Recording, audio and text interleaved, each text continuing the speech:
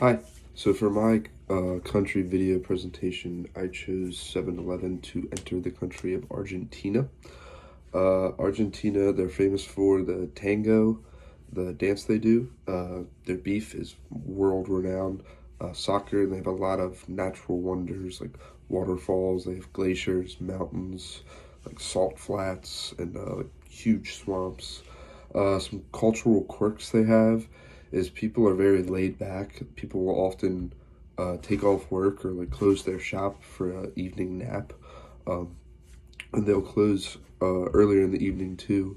But they also have a very big nightlife, so they'll take that afternoon off. But some restaurants and stores will stay up until 10 o'clock, and most stores stay up until 1 or 2 a.m. Or sorry, most restaurants stay up until 1 or 2 a.m.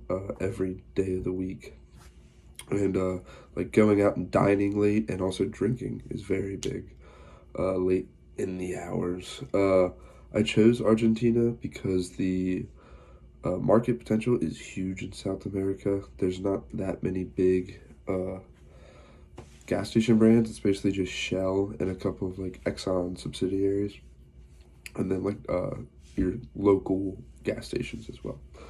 It's rapidly growing, especially with the new president they have in now. He's making a lot of changes that seem like they'll help, I think.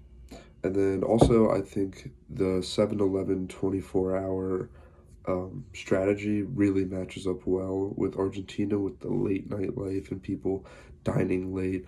And also, you are legally allowed to sell alcohol in convenience stores and gas stations in Argentina.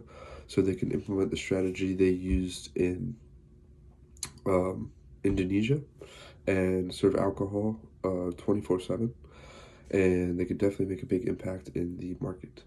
I think the best way for them to do this, the best strategy, is definitely a joint venture. There's, like I said, there's not many big gas stations. The biggest one is Shell for sure in Argentina, but the one behind it is YPF. I would try to pronounce it, but I definitely cannot. It was a state owned, technically still is a state owned company, and they actually do like all their own drilling and everything to get the gas. But they're in the process of being privatized. It's taking a long time, but the new president's helping out a lot with it. And in the next couple of years, the company will be private and no longer under the country's control. So once that happens, I think it'd be a great partner for 7-Eleven, or even if 7-Eleven wanted to help them privatize and maybe buy some of them. They could also go for an option with like a smaller company like Exxon. It's like Exxon but with an A and not on. It's Ion. But it's a smaller gas station. It's owned by an American company, and I believe was originally a smaller Argentinian gas station. Um, and they're pretty high up there, but nothing crazy. 7-Eleven could definitely um, be able to partner with them and definitely lower. This is good for both of them because it'll lower a lot of the risk, because there is a lot of risk with going into Argentina, and also a lot of the expenses, especially just like in Indonesia, they were starting to rack up a lot of expenses with the 24/7 being open. People were just kind of hanging out and not buying anything. The infrastructure, it's not too good, but it's not the worst in the world for sure. They have an LPI score of 2.8. At 87% of the country has internet access, so it's definitely very modernized, and it's been happening very quickly. That's a big jump over the last 5 to 10 years. Roads are not in the best condition. I think it said about 30% of roads are in poor condition in the country. But 90% of all freight that moves throughout the country moves by truckload, which is, not a huge surprise. It's like that in most countries, but 90% is very high.